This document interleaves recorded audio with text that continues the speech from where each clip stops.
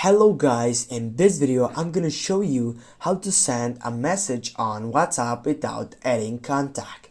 Firstly, for example, if you have the phone number and you don't know what to do it, you need just to go to your browser and type for that size va.me slash, and here you need to paste the phone number and go just for the search box, and automatically will be getting to your WhatsApp.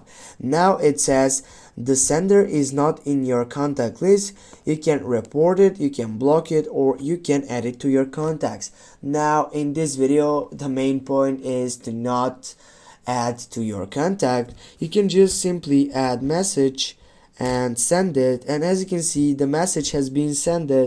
And also on your upper side you have option if you change your mind to go for add, and here you can add to your contact. Thanks guys for watching. Don't forget to hit that like and share the video. See you soon guys.